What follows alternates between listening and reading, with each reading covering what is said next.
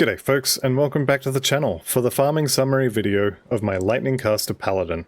This character was made using the guide provided by CrabTurtle2112, which will be linked in the description below, and it was used to farm the gear for another one of CrabTurtle2112's guides, this time his Smash It In Reloaded, also linked in the description below. Before we get started, I want to take a moment to mention here that this entire farm took me about 8 hours of playtime to get done, starting from almost nothing. This is insanely lucky.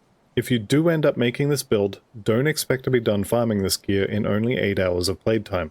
You can more likely expect any self-found build to take upwards of 24 hours of game time to get the gear and components necessary to start it.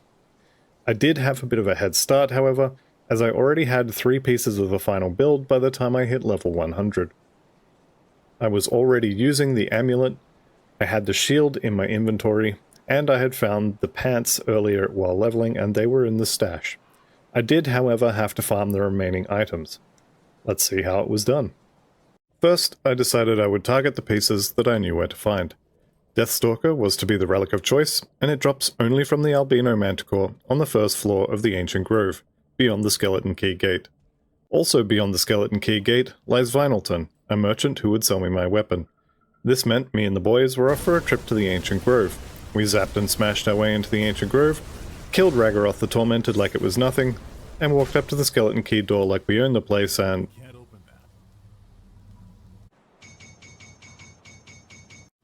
After crafting some keys, we walked into the grove like we owned the place.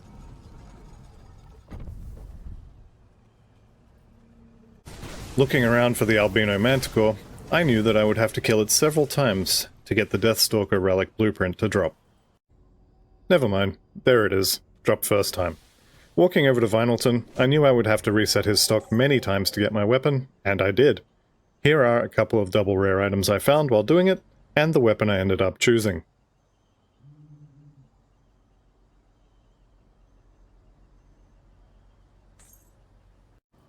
Then, all that was left was the final fight with Gargle Balls, which I sped up to 4 times speed to save you all having to sit through a 2-minute fight.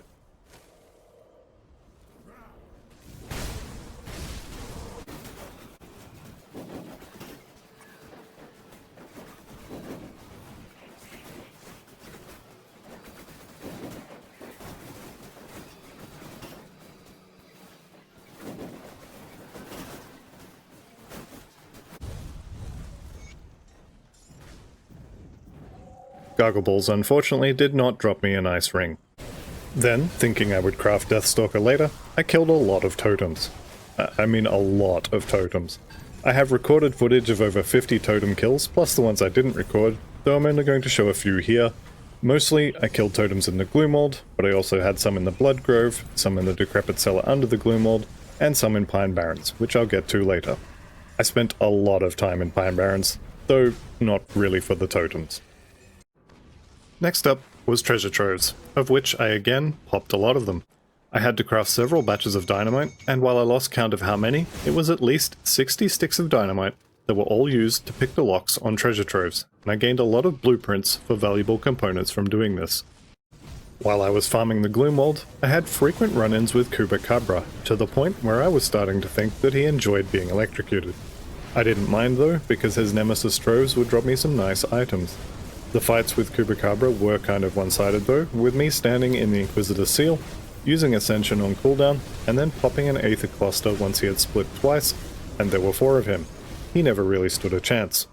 All told, I killed him several times more than I have shown here, and, although he did drop a lot of stuff, none of it was really things I was looking for.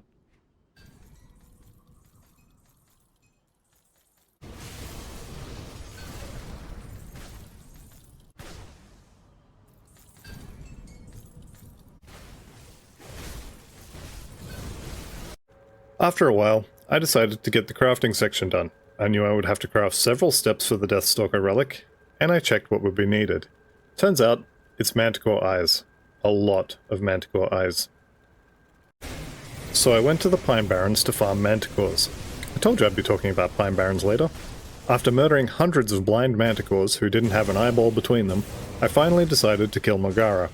After the fact, I also realized that I could have been killing Raggaroth back in the Ancient Grove, but hey, no one's perfect.